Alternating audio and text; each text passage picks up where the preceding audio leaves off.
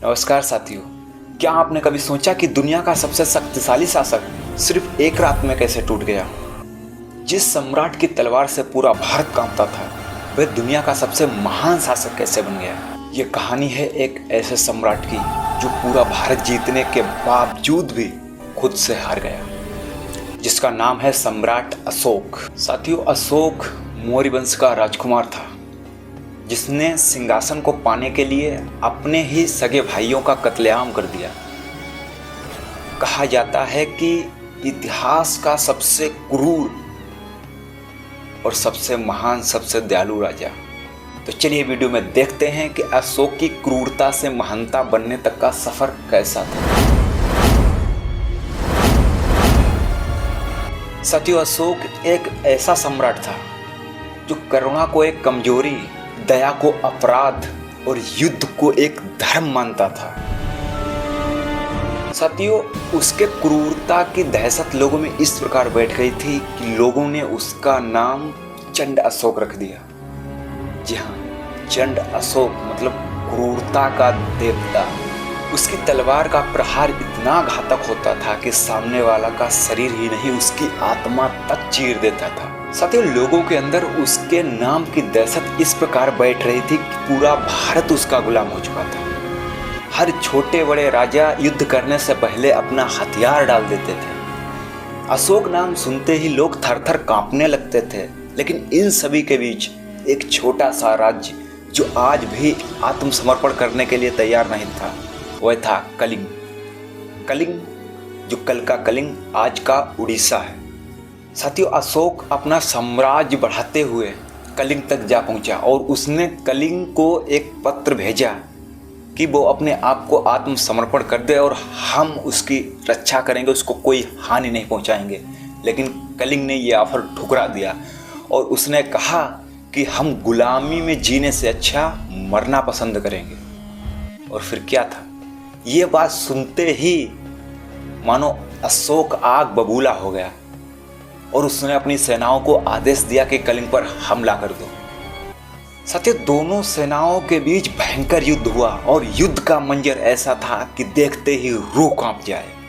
दोस्तों, देखते ही देखते रणभूमि लाशों का ढेर बन गई और खून की नदियां बहने लगी। लेकिन अशोक का कत्लेआम यहाँ तक नहीं रुका। इतिहासकार लिखते हैं कि इस युद्ध में लगभग 1 लाख से ज़्यादा लोगों की मौत हुई थी और लगभग 1.5 लाख से ज़्यादा लोग बंदी बना लिए गए थे। और कई दिनों तक चलने वाले इस युद्ध में कलिंग की बुरी तरह हार हो गई।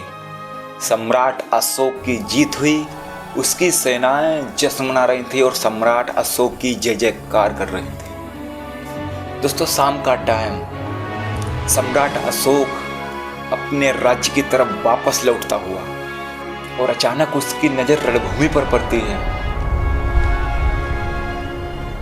और ये मंजर देखकर वो दंग रह जाता है। चारों तरफ रोते चिल्लाते लोग, बिलखते हुए बच्चे, अजले शरीर लेकर घूमते हुए सूरज, उजड़े हुए घर और चारों तरफ तबाही ही तबाही के अलावा कुछ नहीं नजर आता। ये सब देखकर अशोक का दिल पसीजा ही था कि अचानक एक बूढ़ी महिला लड़खड़ाते हुए अशोक के सामने आती है। उसके आंखों में आंसू थे लेकिन रो नहीं सकती थी क्योंकि रोने के लिए कुछ बचा नहीं था। और वह लड़खड़ाते हुए शब्दों में बोलती है, राजा, तुम बहुत बड़े विजेता हो। तुमने मेरा पति जीत लिया, तुमने मेरा बेटा जीत लिया, तुमने मेरा राज्य जीत लिया, तुमने मेरी जिंदगी जीत ली, तुमने मेरा सब कुछ छीन लिया, पर क्या तुम मुझे वापस लौटा सकते हो? ये शब्द सुनते ही मानो अशोक के दिल में एक दहशत बैठ गई। उसके हाथ से तलवार छूट गई और वो जमीन पर गिर पड़ा। साथियों, ऐसा इतिहास में पहली बार हो रहा था कि लाखों की जान लेने वाला सम्राट अशोक आज जमीन पर पड़ा बच्चों की तरह रो रहा था। साथियों, उस रात सम्राट अशोक सो नहीं पाया क्योंकि जैसे ही वो आंखें बंद करता, उसके सामने रणभूमि में चिल्लाते बिलखते बच्चे, रोती हुई माएं और लाशों का ढेर नजर आता। उसके कानों में घायल सैनिकों की गूंज इस प्रकार सुनाई दे रही थी कि उसके कुछ समझ नहीं आ रहा था। साथियों, अशोक अपने आप से पूछ रहा था कि मैंने क्या जीता अगर जीत की कीमत इतनी लाशें और इतनी तबाही है, तो ये जीत क्या मायने रखती। इस रात ने अशोक को पूरी तरह बदल दिया और ये वो आखिरी रात थी जिस दिन चंड अशोक का अंत हो गया। और उसी रात से एक नया अशोक जन्म लेता है जिसे लोग धम अशोक का नाम देते हैं।